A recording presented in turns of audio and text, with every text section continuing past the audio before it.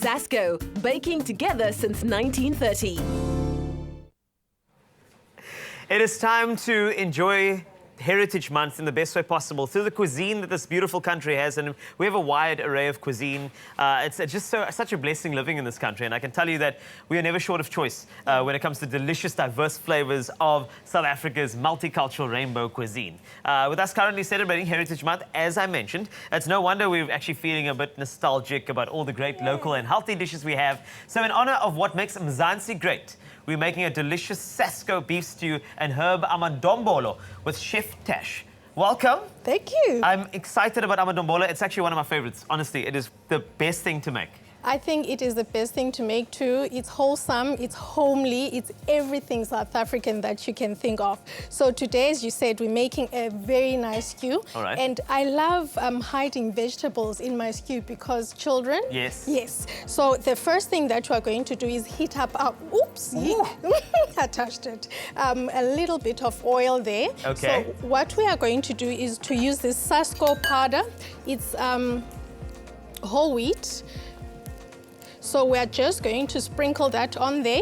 The reason why we do that, we want our beef to be coated and it dries out. So when you put it in the hot oil, it's going to seal. Yes. So all the juices are going to be locked in there. A little bit of salt and pepper, always. I mean, that's the staples, though. It's so important, though. And I mean, that coating is so amazing because, I mean, the outside of it's so beautiful and unctuous after it cooks. Definitely. And the soft inside, it's beautiful. Now, if you're not sure about Amadombolo, they're actually traditional South African dumplings.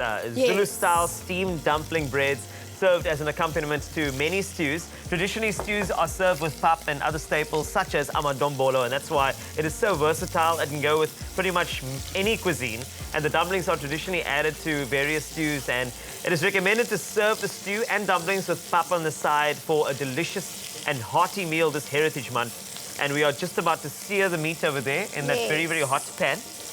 If you can see here, it's browning very nicely. So what the SASKO wheat flour does is to help brown the meat. So it quickens the process, but then what it does, otherwise than that, is to thicken our stew. So it's flour, that's how you start your roux. So it's automatically, whatever you put in is going to create a nice thick paste. I love that, though. Clearly there's flour power. That's what you're talking about, it all the way through, on the meat, in the actual thickening of the stew as well. It sounds so good. There's so many other ingredients here. I'm looking forward to getting into them. I see you've got the vegetables come through.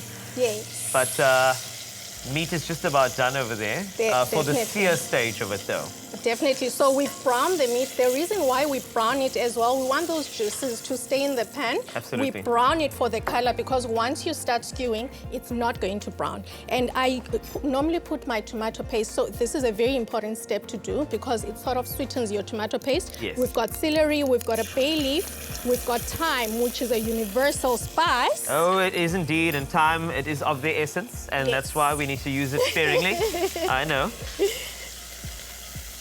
It's actually smelling so good that's coming off the pan because now you've got the meat juices. It's now sort of infusing with all of the vegetables that you're putting in there as well. Definitely. I must say the health factor in here is actually, you're being very sneaky to kids.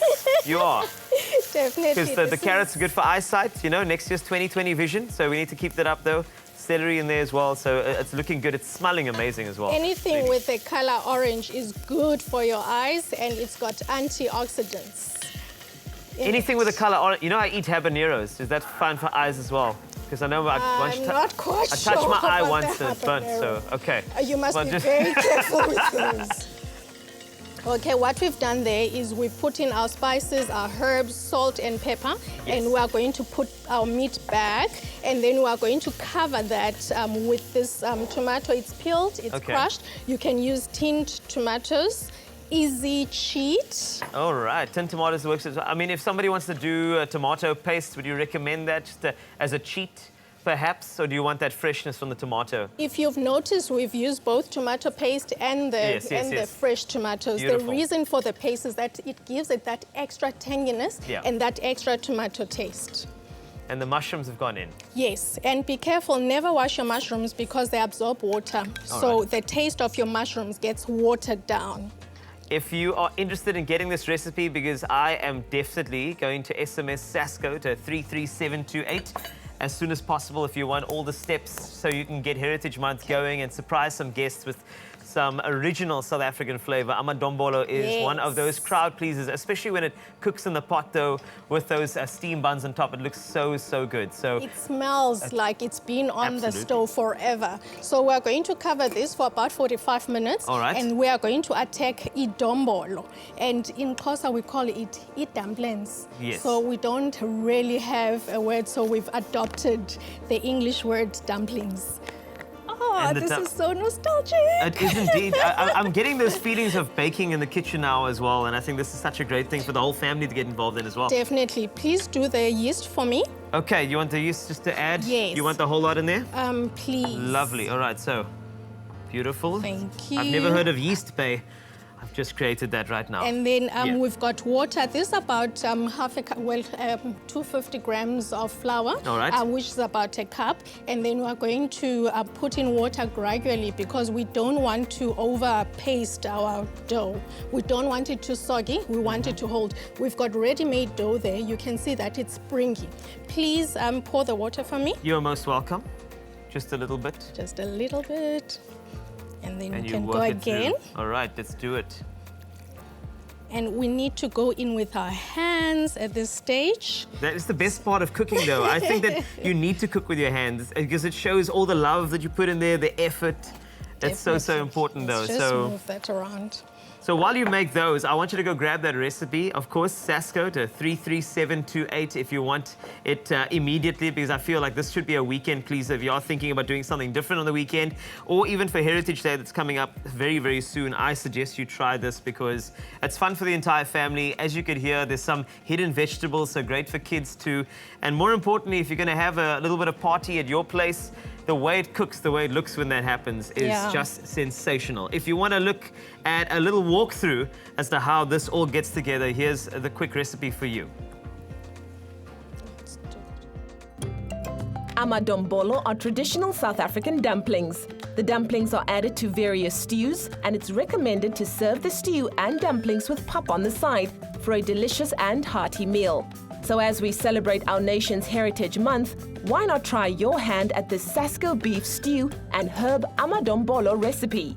To get started with the Amadombolo, mix SASKO cake wheat flour, 7 grams of instant dry yeast, 1 teaspoon of sugar, 1 teaspoon salt in a bowl, and add enough water to form a soft, pliable dough.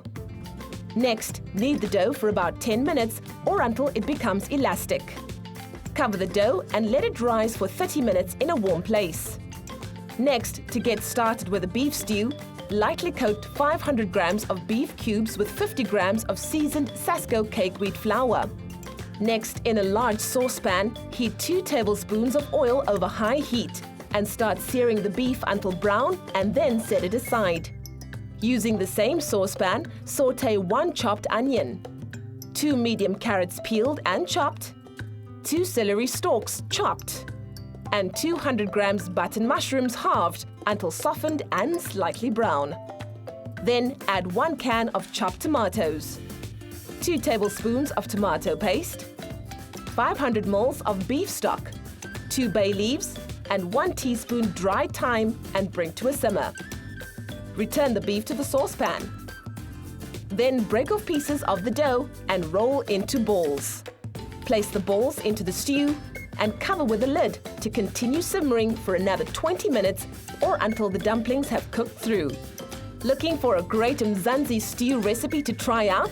This delicious SASKO Beef Stew and Herb Amadombolo is very rewarding to prepare, and the flavors will have you reminiscing of home-cooked meals on cold days. Try it and see for yourself.